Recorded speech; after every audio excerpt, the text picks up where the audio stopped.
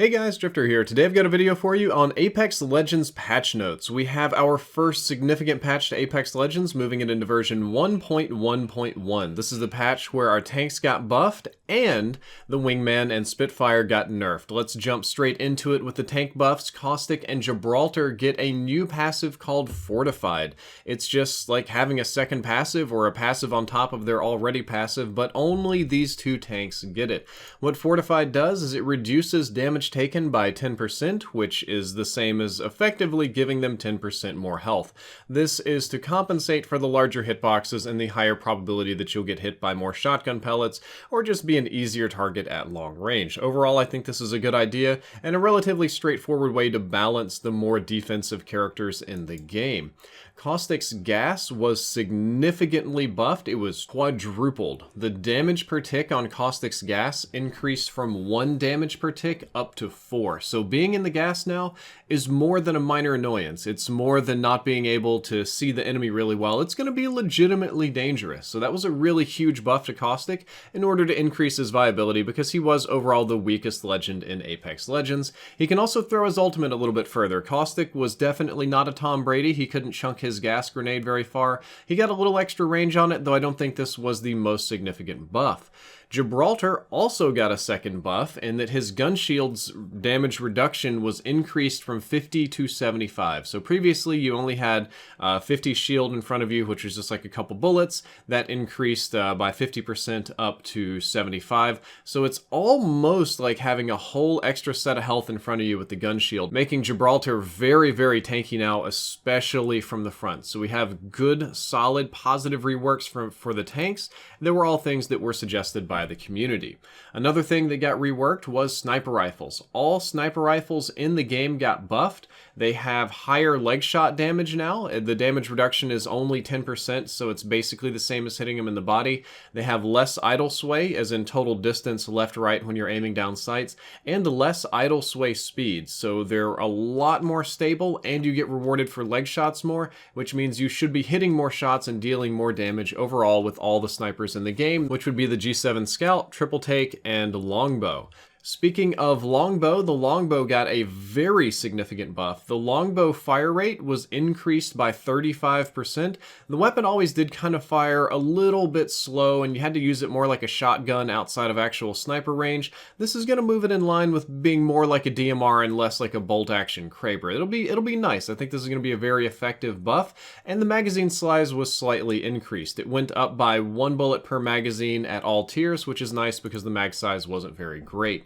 The Havoc energy rifle was significantly reworked in today's patch. I've actually got 3 sections on it today. So let's start off with number 1.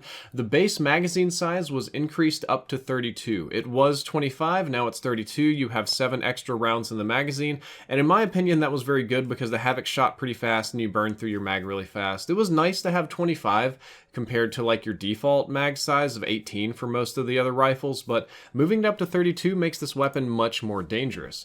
On top of that, there were significant reworks to the select fire sniper mode.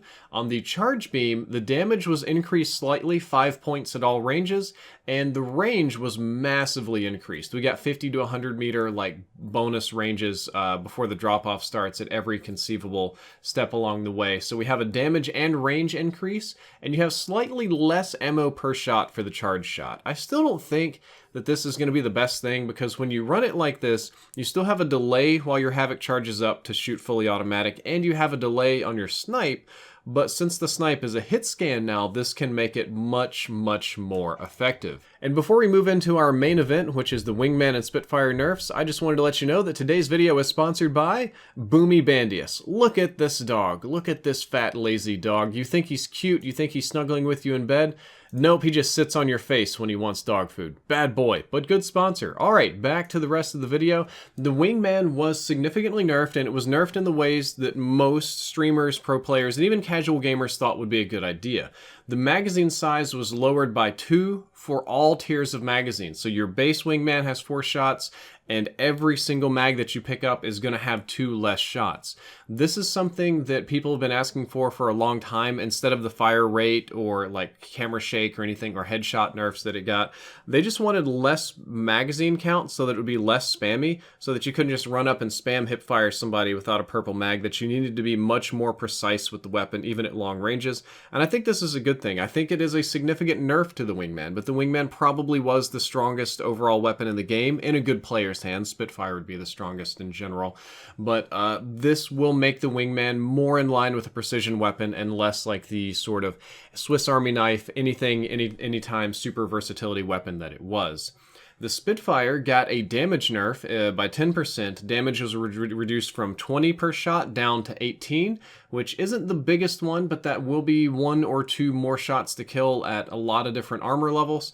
And the magazine attachments all got lowered by 5 rounds. Your base amount of ammo is the same, but each magazine attachment that you add to it is less effective than it used to be. Overall, a good nerf for the Spitfire. I don't know if the damage nerf was necessary, but the huge magazine nerf definitely did help. And I think that this will again push more people toward the Devotion instead of the Spitfire, in the same kind of way that we're working on the Havoc and the triple take. They're just really working on these energy weapons. They're trying to get this energy thing to work. Speaking of the Havoc again, the gold Havoc got reworked a little bit. We finally have a turbocharger on it now instead of the select fire. It should have always had the turbocharger, since that's the gold attachment on a gold weapon, and now it has a 1x to 2x hollow sight. The gold R301 also has a 1x to 2x hollow sight now. That's the only thing that changed with it, and that's what the community wanted. They didn't really want the 2 to 4x because it was bulky and not everybody liked it.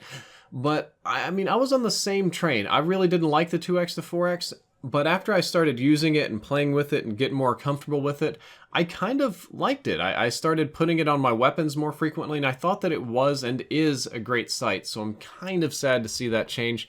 But one thing that I'm not sad to see is that the gold Wingman now has a digital threat sight. That always made the most sense to me, that you should have the gold sight on the gold attachment. So now it'll come with the highest possible tier magazine, a skull splitter, and a digital threat, which makes the gold Wingman a very, very nice pickup.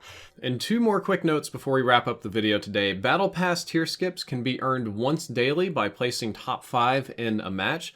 This is pretty similar to earning merits in Call of Duty Blackout. You can't just place top 5 and get a ton of them. You only get this once a day, and you do have to place fairly well, but you get a full tier skip. It's not an XP boost, it's not 20k XP, it's not like a multiplier or something. It's literally like you place top 5, here's your free tier, take it and move on. So I think that's a good thing overall. I think that's what the game needs, because the tiers are moving pretty slow, people are getting a little tired with it, and honestly, it's just a grind. There's no challenge to it. There's no reason to be in the game longer other than to farm XP, but now you get a little bit more performance reward. And finally, the deploy ship speed was increased by about 50%. They wrote jump ship, that's the one that you all jump off of, and I had to clarify because at first I thought it was the gunboat or the supply ship. That one's staying the same, that one's still going to be moving at turtle speed through the air, but your actual deploy ship speed increased by 50% based on what they said player behavior, or basically the ship was so slow, it was faster to just jump out and just glide or stair step to wherever it is that you were wanting to go. And there was no reason to stay in the ship more than like 5 or 6 seconds in pretty much any match. So they wanted to have it more like a regular battle royale where you can stay in the ship and get ahead of the people that drop out early if you're going straight ahead. So I think that's a good thing as well. Overall, fantastic patch today from Team Respawn on Apex Legends, doing a lot of balance work, addressing a lot of things that I personally thought was important. I'll be streaming it tonight on Mixer. You can find links to that down there below in the description. I hope you enjoyed this video. I hope you learned something about the patch notes, and I hope you try out some of those tanky boys. Drifter out.